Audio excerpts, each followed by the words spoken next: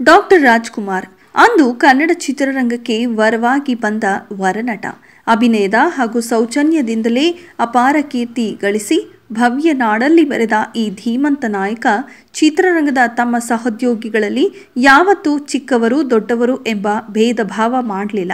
ಇದಕ್ಕೆ ಕೈಗನ್ನಡಿ ಎಂಬುವಂತೆ ಡಾಕ್ಟರ್ ರಾಜ್ ಇದ್ದಲ್ಲಿ ಸಮಾನ ಸಹಪಂಕ್ತಿ ಭೋಜನದ ವ್ಯವಸ್ಥೆ ಆಗಿತ್ತು. ತಾವೊಬ್ಬ ಸೂಪರ್ ಸ್ಟಾರ್ ಎಂದುಕೊಂಡು ಪ್ರತ್ಯೇಕ ಊಟದ ವ್ಯವಸ್ಥೆಯನ್ನ ಡಾಕ್ಟರ್ ರಾಜ್ಕುಮಾರ್ ಯಾವತ್ತೂ ಮಾಡಿಸಿಕೊಳ್ತಿರಲಿಲ್ಲ. ರಾಜ್ಕುಮಾರ್ ಅವರಲ್ಲಿದ್ದ ಈ ಸರಳತೆ, ವಿನಯತೆಯ ಕುರಿತು ಹಲವು ವರ್ಷಗಳ ಹಿಂದೆ ಪದ್ಮಭೂಷಣ ಡಾಕ್ಟರ್ ಬಿ ಸರೋಜಾದೇವಿ ಅವರು ಚಿತ್ರೀಕರಣದ ಸಮಯದಲ್ಲಿ ಮರೆಯಲಾಗದ ಘಟನೆಯೊಂದನ್ನು ಹಂಚಿಕೊಂಡಿದ್ರು. ಹೌದು, ಅದು ಬಬ್ರುವಾಹನ ಸಿನಿಮಾ ಚಿತ್ರೀಕರಣ. ಸರೋಜಾದೇವಿ ಅವರು ಚಿತ್ರಾಂಗದೆ ಪಾತ್ರದ ಉಡುಪುಗಳನ್ನು ಧರಿಸಿ ಆಗಿದೆ. ಕುರ್ಚಿಯಲ್ಲಿ ಕೂತು ಊಟ ಮಾಡ್ತಿದ್ದಾರೆ. ರಾಜ್ಕುಮಾರ್ ಅವರು ಬಂದವರು ಎಲ್ಲರ ಜೊತೆ ನೆಲದ ಮೇಲೆ ಊಟಕ್ಕೆ ಕುಳಿತುಕೊಳ್ತಾರೆ. ಆಗ ಸರೋಜಾದೇವಿಯವರು, ನಾನು ಇದೆಲ್ಲ ಕಾಸ್ಟ್ಯೂಮ್ ಹಾಕೊಂಡು ಬಿಟ್ಟಿದ್ದೀನಿ, ಅಲ್ಲಿ ನಿಮ್ಮ ಜೊತೆ ಕೂತ್ಕೊಳ್ಳೋಕ್ಕಾಗಲ್ಲ ಎಂದು ಸಂಕೋಚದಿಂದ ಹೇಳ್ತಾರೆ. ಆಗ ರಾಜ್ಕುಮಾರ್ ಅವರು, ಛೇ ಅದೆಲ್ಲ ಚಿಂತೆ ಮಾಡಬೇಡಿ, ಆ ವೇಷದಲ್ಲಿ ನೀವು ಕುರ್ಚಿ ಮೇಲೆ ಕೂತ್ಕೋಬೇಕು, ಅದೇ ಚಂದ, ಮಾಡಿ ಸಂಕೋಚವಿಲ್ಲದೆ ಊಟ ಮಾಡಿ ಎನ್ನುತ್ತಾರೆ. ತಾವು ಮಾತ್ರ ಎಲ್ಲರ ಸಾಲಿನಲ್ಲಿ ಕೂತು ಊಟ ಮುಗಿಸ್ತಾರೆ. ಈ ಪ್ರಸಂಗವನ್ನು ಸ್ವತಃ ಸರೋಜಾದೇವಿಯವರೇ ಹೇಳಿ ರಾಜ್ ವ್ಯಕ್ತಿತ್ವದ ಸರಳತೆ ಮತ್ತು ನಿಷ್ಕಪಟತೆಯನ್ನ ಹೊಗಳಿದ್ದು ಪತ್ರಿಕೆ ಒಂದರಲ್ಲಿ ಪ್ರಕಟವಾಗಿತ್ತು. ಇನ್ನು ಆರತಿಯ ನಗು ಕಂಡ ಡಾಕ್ಟರ್ ರಾಜ್ಕುಮಾರ್ ಹರಿಯೋ ನದಿಯಾಗಿದ್ರು. ಅವರ ನಡೆ ನುಡಿ ಕಣ್ಣೋಟದ ಸೆಳೆತಕ್ಕೆ ಕಳೆದು ಹೋಗಿದ್ರು.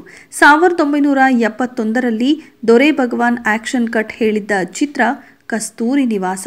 ಚಿತ್ರ ಸೂಪರ್ ಹಿಟ್ ಆಗಿತ್ತು. ಜಿ.ಕೆ. ವೆಂಕಟೇಶ್ ಸಂಗೀತ ನೀಡಿದ್ದ ಚಿತ್ರದ ಹಾಡುಗಳು ಇಂದಿಗೂ ಜನಮಾನಸದಿಂದ ಅಳಿದಿಲ್ಲ.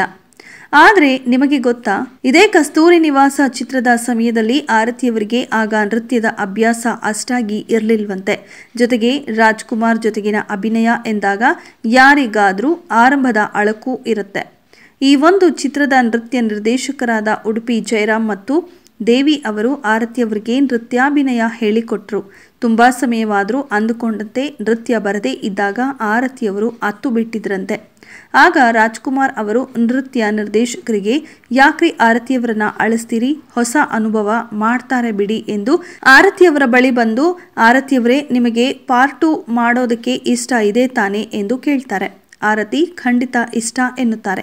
ಆಗ ನಿರ್ದೇಶಕರಾದ ದೊರೆ ಭಗವಾನ್ ಬಳಿ ಬಂದ ರಾಜ್ಕುಮಾರ್ ಅವರು, ದಯವಿಟ್ಟು ಶೂಟಿಂಗ್ ರದ್ದು ಮಾಡಿ ಆರತಿ ಅವರಿಗೆ ಪ್ರತ್ಯೇಕವಾಗಿ ಅಭ್ಯಾಸ ಮಾಡಿಸಿ, ಎಲ್ಲರ ಎದುರು ಇಲ್ಲಿ ಸರಿ ಬರಲಿಲ್ಲ ಅಂತ ಸತಾಯಿಸೋದು ಬೇಡ ಎಂದು ಹೇಳ್ತಾರೆ.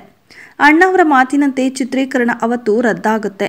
ಆರತಿಯವರಿಗೆ ಪ್ರತ್ಯೇಕವಾಗಿ ನೃತ್ಯವನ್ನ ಹೇಳಿಕೊಡಲಾಗತ್ತೆ.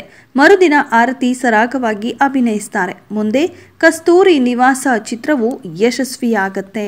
ಇದಿಷ್ಟು ಈ ಹೊತ್ತಿನ ಸುದ್ದಿ. ಮತ್ತಷ್ಟು ಸುದ್ದಿಗಳಿಗಾಗಿ ನೋಡ್ತಾ ಇರಿ ಸಿರಿ ಟಿವಿ.